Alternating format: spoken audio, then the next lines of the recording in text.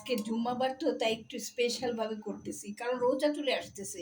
পরে তো শুক্রবার আর দুপুরে খাওয়া হবে না। তাই এই যে দেখুন, একটু খাসির মাংস নিয়েছি, একটু আদা নিয়েছি, একটু রসুন নিয়েছি, এগুলো দিয়ে রান্না করব। সেটা আপনাদের একটু দেখাই। যেমন খাসির মাংস কিভাবে একটু করলে ওটার আর খাসি অনেকে খেতে চায় না, একটু গন্ধ হয়। তাই আমি যেভাবে রান্না করব দেখবেন একটু গন্ধ হবে না। এই যে আপনাদের জন্য শুরু করে দিলাম নুসরত ডেলি ব্লগ থেকে। বিসমিল্লাহির রহমানির রহিম। আসসালামু আলাইকুম। এই যে এখন এই যে পেঁয়াজটা দিয়ে দিলাম।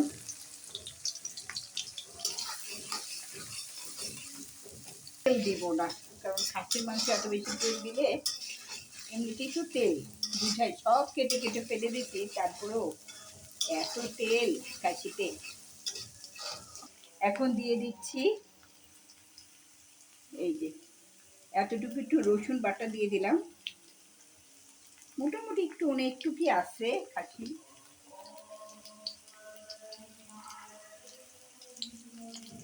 তারপরে দিয়ে দিলাম এই যে আদা বাটা,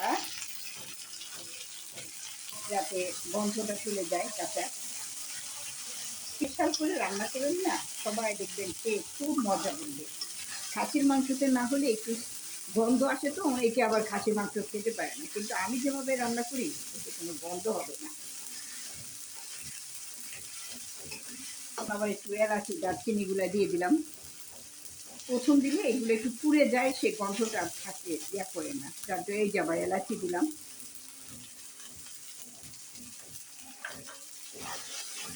বাকি দিয়ে দিলাম।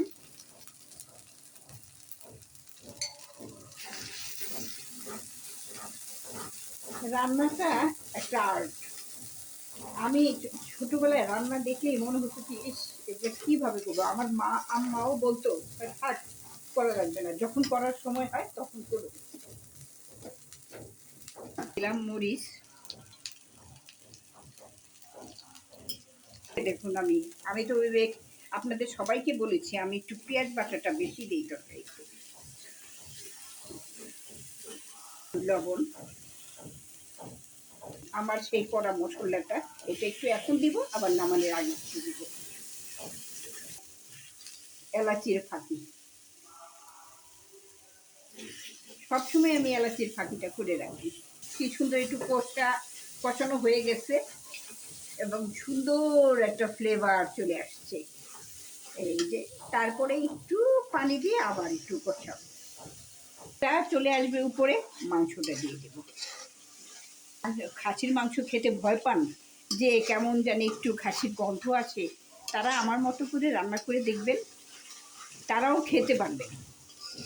আমি বললাম তো, আমার মতো করে এরকম আমার এই রেসিপিটা ফলো করে আপনি একটু রান্না করবেন, দেখবেন খাসির আর গন্ধ থাকবে না। এখন এই যে খাসির মাংসগুলোই দিয়ে দেব। আমার বাসায় আবার আমার মেয়েটা মাংস খায় না, শুধু খাবে হাড্ডি, তার জন্য এই যে হাড্ডি রাখতেই হয়। এই যে দেখছেন কি সুন্দর একটা কালার এসেছে। এই যে এরকম করে রান্না করবেন। আর ওই যে বলছিলাম যে আমি রান্না কখনো করতাম না, কিন্তু ভাবতাম কি এই করে, আম্মা বলতো যে থাক দরকার নাই, এখন করতে হবে না, যখন সময় আসে তখন এমনিই পারবে। আমার মেয়ে আমারটা দেখে দেখে, সত্যি আমার আম্মা খুব ভালো রান্না করতেন, এত সুন্দর রান্না করতো। এখন বুঝি যে যে কোনো রান্নায় এত মজা লাগতো আমার আম্মার হাতে রান্না। যে কেউ, শুধু যে আমি তা না, আমার আত্মীয় স্বজন সবাই এসে বলতো আমার মার রান্না খুবই টেস্ট। এখন সবাই আমাকে বলে কি জানেন, যে আমি নাকি আমার আম্মার মতো অনেকটা রান্না শিখে ফেলছি, কিন্তু আমি আগে একটুও করতাম না। আমার বিয়ের পরে এ রান্নায় মাত্র শিখলাম। এখনও মনে হয় কি যে আম্মার মতো হয়ে উঠতে পারতেছি না, কিন্তু সবাই বলে, আত্মীয় স্বজন খেয়ে বলে কি না, একদম নাকি আমার মার মতো রান্না হয়। সেই জন্যই আপনাদের একটু দেখাই কীভাবে আমি একটু রান্না করলাম। যদি আপনাদের ভাল লাগে তাহলে করে খাওয়াবেন পরিবারকে।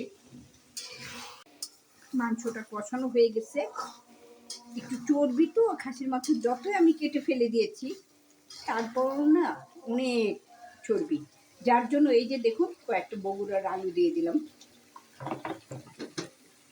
লাল বগুড়ার আলুটা। এটা ছিলে আস্তে আস্তে করে দিয়ে দিলাম। শুক্রবারটাকে যদি আমরা প্রাধান্য দেই তাহলে দেখবেন বাসার সবাই ভাবে কি, ও আজকে জুম্মাবার, তাহলে একটু ভালো খাবারও হবে, একটু আমলও করা হবে।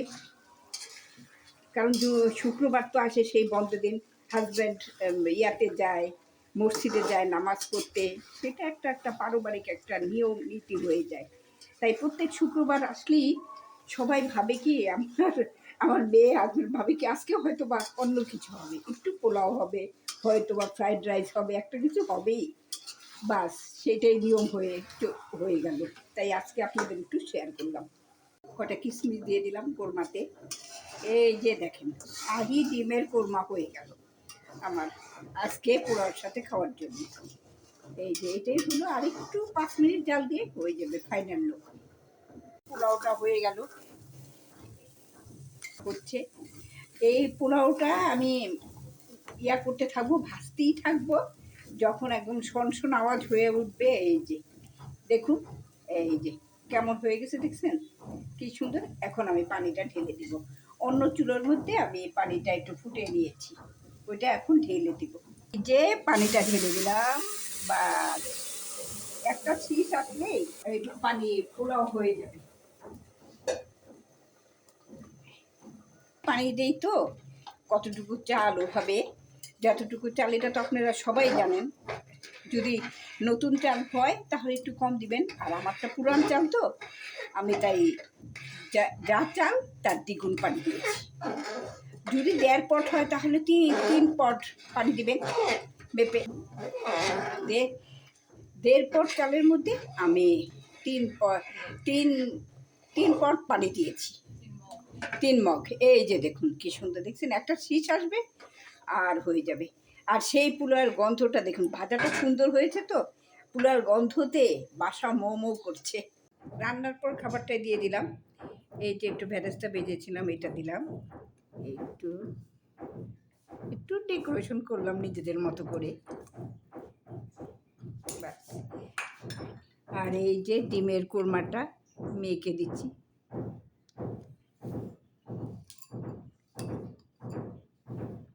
এই যে আমার মেয়ের আবার পোলাও দিয়ে কোরমাটা খাওয়ার খুব মজা পাই।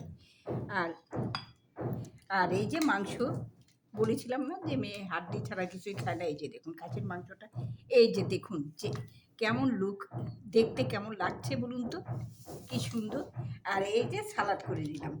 আর একটা আকর্ষণীয় হলো, এই যে আমার মেয়েটাকে যদি এটাতে দিই না সালাডটা, তাহলে বলবে কি, ও মা তুমি এত সুন্দর করে ডেকোরেশন করেছো, একদম খুশিতে খেয়ে উঠবে, বুঝছেন।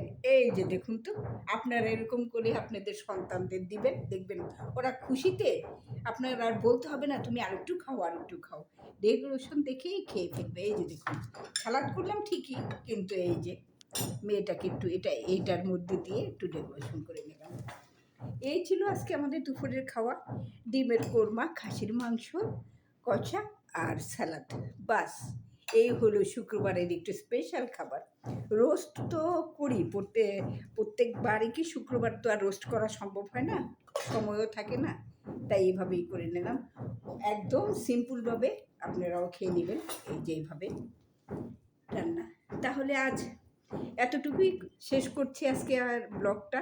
আপনাদের যদি ভালো লাগে এই ব্লগটা, আমি যে এত করে রান্না করলাম সিম্পলভাবে, এভাবে রান্না করে দেখবেন, আর এভাবে কি হয় খেয়ে দেখলেই বুঝতে পারবেন। তাহলে আজ এখানেই শেষ করছি।